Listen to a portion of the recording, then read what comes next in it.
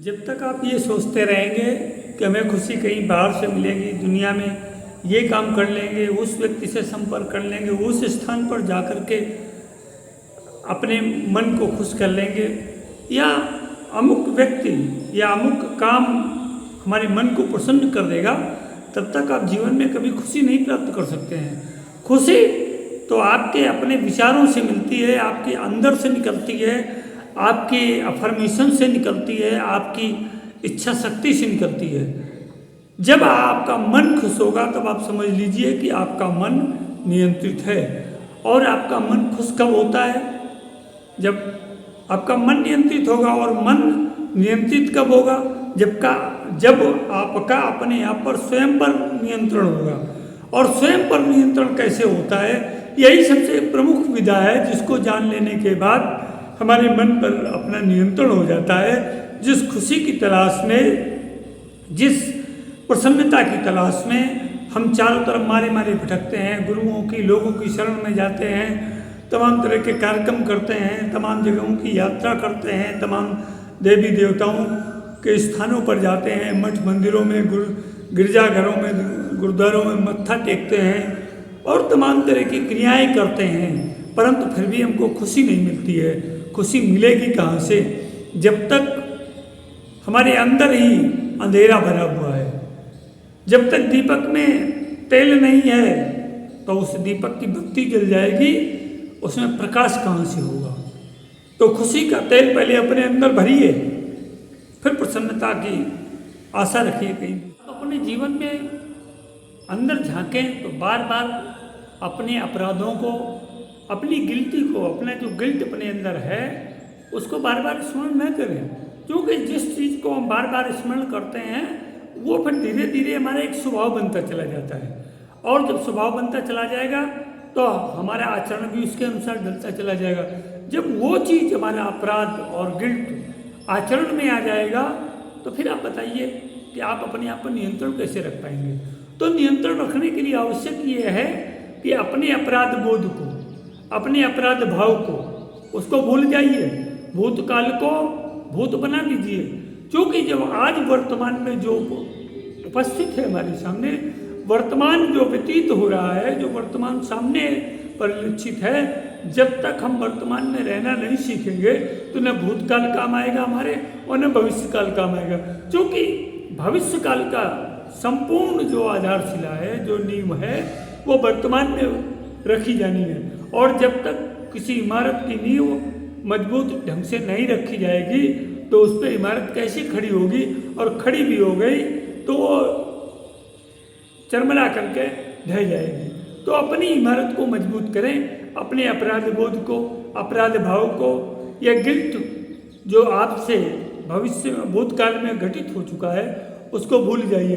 दूसरी बात यह है कि हम जैसा सोचते हैं, जैसा अनुभव करते हैं, वो हमारा विचार जैसा आता है और उसकी तीव्रता जितनी ज़्यादा होती है, हमारे अस्तित्व का निर्माण भी वैसे ही होता चला जाता है।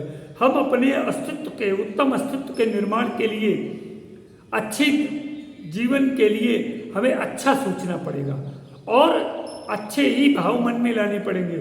जब हमारी भावना उत्तम होगी, जब हमारे विचार अच्छे होंगे, जब हमारी प्रतिक्रिया सकारात्मक होगी, जब हमारा दृष्टिकोण शून्य लेवल का होगा, तो निश्चित ही हमारे अंदर एक ऐसी स्थिति पैदा होगी कि हमारा अपने आप पर स्वतः नियंत्रण होगा।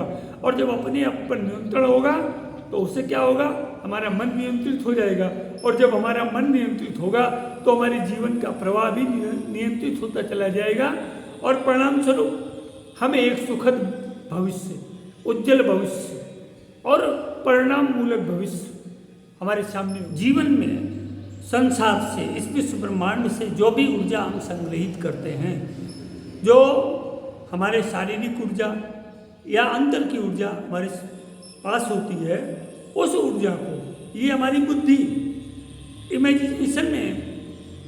इमेजिनेशन के माध्यम से रियलिटी में परिवर्तित कर देती है। और यही रियलिटी हमारे जीवन के लिए सुख, दुख, चिंता या उन्मुक्तता सबका परिणाम बन जाती है। जैसे ही इस एनर्जी को हम कल्पना में रूपांतरित करते हैं तो ये कल्पना धीरे धीरे वास्तविकता का स्वरूप लेती चली जाती है। जब कुछ गलत कल्पनाएं होंगी तो उसके परिणाम भी गलत होंगे, तो परिणाम स्वरूप हमें चिंता, हमारे अंदर चिंता का भाव बनेगा और असुरक्षा की भावना पैदा हो जाएगी। परंतु जब इसी ऊर्जा का उपयोग हम अच्छे कार्यों में या अच्छे विचारों में करते हैं तो उसका परिणाम भी अच्छा होता है और उसका जो आगे आने वाला भविष्य है वो भी बहुत अच्छा होता है। तो उसके परिणाम स्वरूप हमारे मन को सुख, शांति और सुकून मिलता है। तो कभी भी कोई भी कार्य एक्सट्रीम में मत करें, अति उत्साह में मत करें या बहुत आवेश में मत करें, बिल्कुल तटस्थ भाव से करें।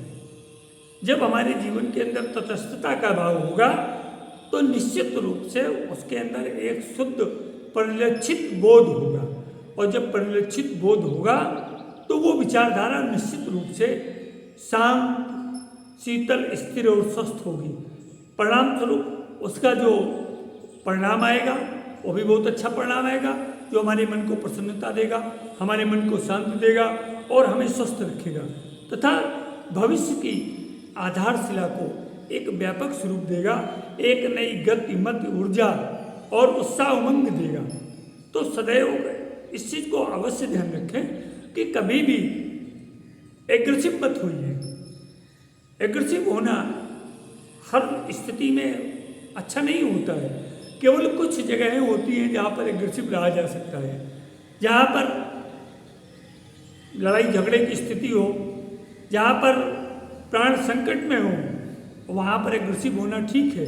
परंतु जीवन की हर स्थिति में, हर स्टेप पर, हर पहलू पर आप एग्रेसिव रहेंगे तो लाभ के स्थान पर आपको हानि ही होगी और आप किसी का कुछ नहीं बिगाड़ेंगे, बिगड़ेगा तो केवल आपका। इसलिए ज़्यादा अति उत्साह में मत आइए। रियलिटी बोध, जो वास्तविकता का भाव है, जो वास्तविकता का बोध है, वो आपके अंदर होना चाहिए।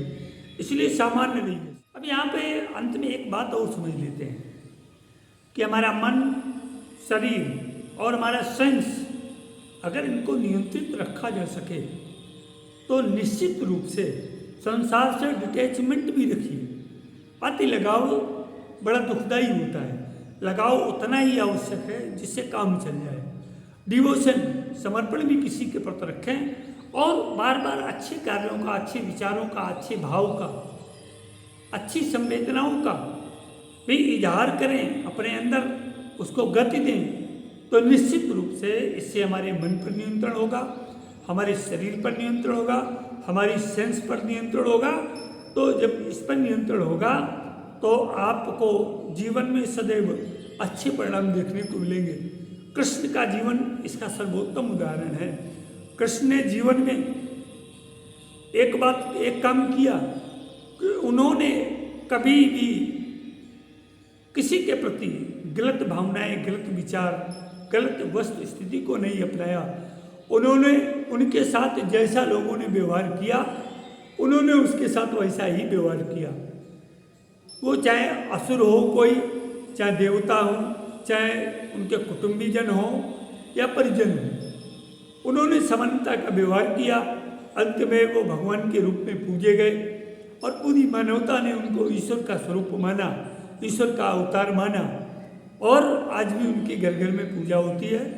तो मेरे अध्यात्म प्रेमी जिज्ञासु मित्रों, मेरा सुझाव यही है कि मन कोई भौतिक वस्तु नहीं है जिसको आप कहीं से खरीद करके, अपना करके, ले करके अपने जीवन को सुधार सकेंगे। ये एक ऐसी अभौतिक स्थिति है, एक अस्तित्व है जिसको आप बना सकते हैं, आप बिगाड़ सकते हैं। तो उसको अच्छे ढंग से सजाएं, संवारें और सजा संवार करके जब मन अच्छे ढंग से सजेगा, संवरेगा तो आपका जीवन भी सजेगा, संवरेगा।